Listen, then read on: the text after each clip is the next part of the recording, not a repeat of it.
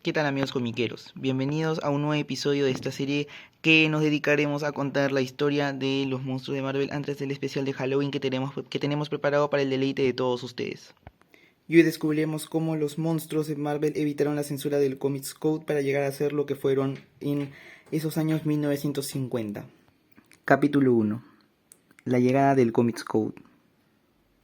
Como ya explicamos en el episodio anterior de esta serie, los monstruos de Marvel empezaron a llegar en la época donde el Comics Code ya estaba asentado.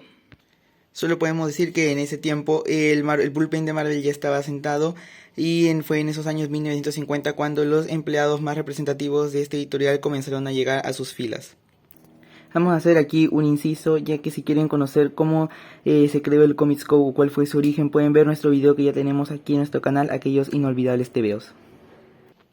Fuera como fuere, fue el psiquiatra Frederick Warden que comenzó con esta casa de brujas en las que se quemaban los cómics de monstruos o de terror o de cualquier género que según él perturbaban a los niños y los convertían en delincuentes juveniles.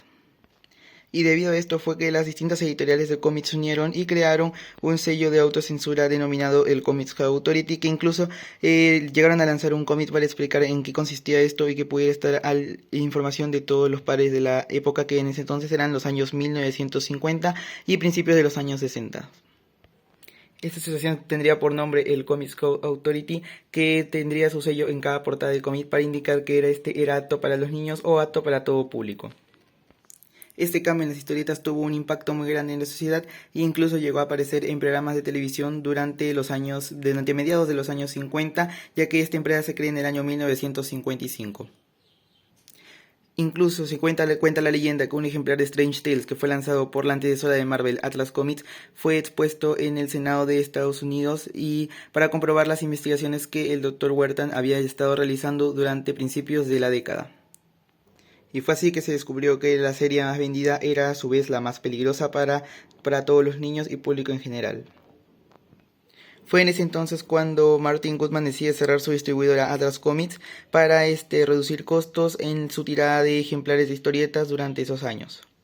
Y fue así que los cómics de Atlas comenzaron a ser distribuidos por American News, con la cual era la distribuidora de su competencia DC Comics. Y fue curiosamente DC Comics la que más se vio afectada por el aparato censor durante los años 50. Pero fue entonces que todo estaría a punto de cambiar. Parte 2. Los monstruos y el Comics Code. Fue precisamente en el año 1956 cuando Stan Lee crea una historia llamada Monstruo, que suelto por el mundo, que fue la primera antesala a los futuros monstruos de Marvel, la cual la portada fue dibujada por Jack Kirby, pero el interior fue realizado por Steve Ditko. Pero entonces, pongámonos a pensar, ¿por qué la historia la realizó Steve Ditko y no Jack Kirby? Bueno, eso lo responderemos a continuación. Resulta que Jack Kirby había estado realizando todos sus trabajos para DC Comics durante finales de los años 40, ya que se había ido de Timely al recibir un sueldo muy bajo. Fue en ese entonces ya estaba separado de su fiel compañero Jules Simon, con el que realizaba todas sus historias.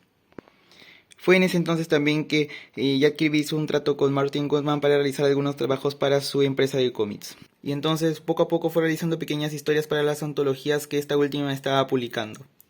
Como ya le explicamos en el anterior episodio, esas páginas e historias tenían una fuerte influencia por los recientes platillos volantes que empezaban a ponerse de moda durante los años 40 y 50. Y entonces fue cuando Jack Kirby llegó al despacho de Stan Lee. Parte 3. Mientras más grande, menos miedo daban. Stan Lee y Jack Kirby encontraron una mina de oro al descubrir que el Comics Code permitía que mientras más grandes fueran los monstruos, menos miedo daban y sí podrían ser publicados y aprobados por su sello censor. Fue así que comenzó una época de explotación de este tipo de historias en las que los monstruos gigantes eran los protagonistas de cada uno de los números de antologías de Atlas Comics. Fue así que la sociedad americana vio nacer a estas criaturas que hoy en día son muy recordadas por la comunidad de Marvel. Fue así que revistas como Journey into Mystery, Strange Tales, Tales of Suspense, Tales to Astonish, Strange World, etc. fueron inundadas de estos monstruos que entraron muy en la mente de los niños de aquel entonces y que ellos lo recordaron durante toda su vida. Fue así que tuvimos grandes historias con mucha imaginación que solamente pudieron ser concebidas por el dúo de Stan Lee y Jack Kirby. y muchos de esos elementos serían tomados más tarde para crear el futuro universo Marvel. Y esto puede quedar comprobado si leemos algunos cómics de la era Marvel de los cómics o principios de los años 60. Pero, cuando aparecieron los superhéroes, ¿dónde quedaron los monstruos?